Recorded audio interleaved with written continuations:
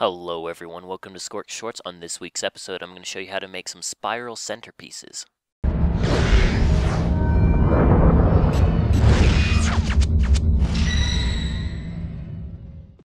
Alright, so let's begin. These sculptures can be used for all sorts of different things, mainly centerpieces or just decoration.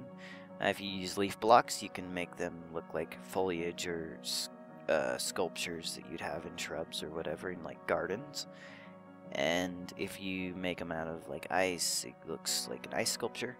You can do it with all sorts of different materials or whatever is going to match your theme the best.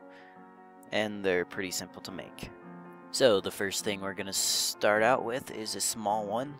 And all you need to do for this is make a little tower that's 3 by 3, so only 4 towers next to each other.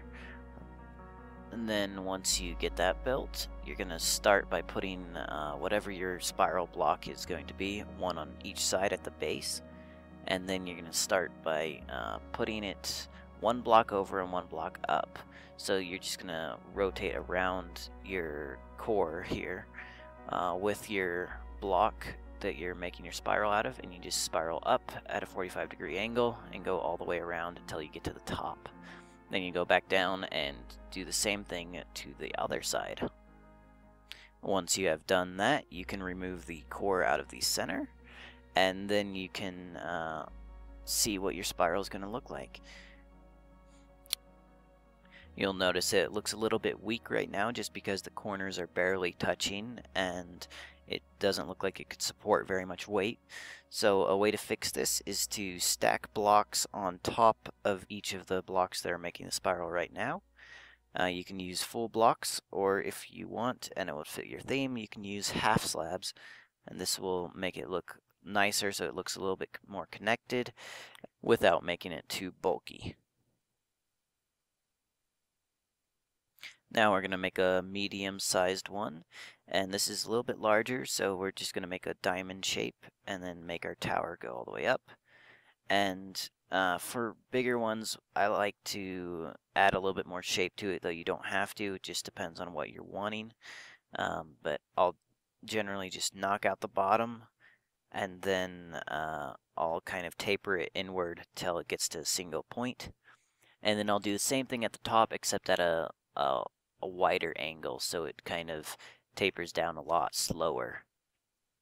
Once you're finished giving it kind of a teardrop shape, you can start doing the same thing you did with the smaller one. Just put 2 blocks on each side at the base and then start spiraling up. Everything else in principle is basically the same.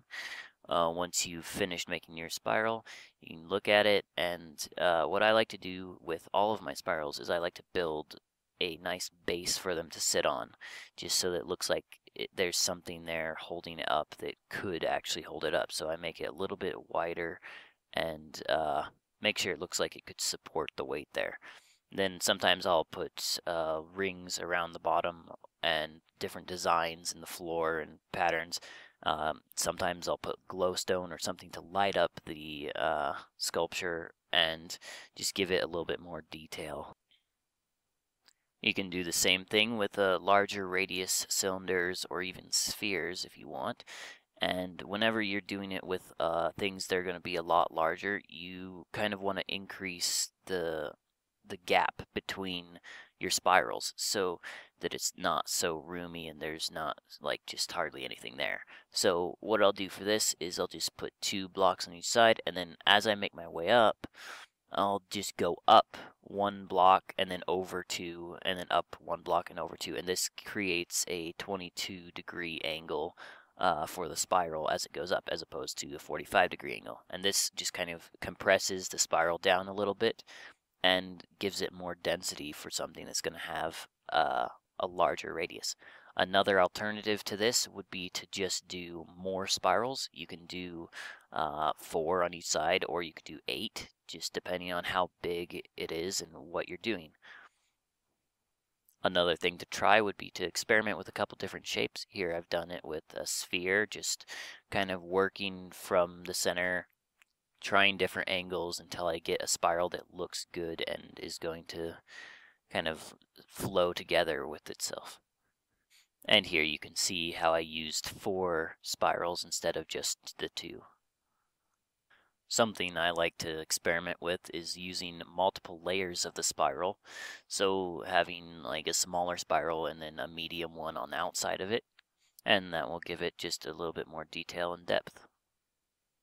It's pretty simple to turn these into fountains for gardens or in the center of a build just by adding some water towards the middle. Thanks for watching. I hope you guys found this tip helpful. If you have any suggestions for another episode of Sqorck Shorts, add it in the comments section below. See you guys next time.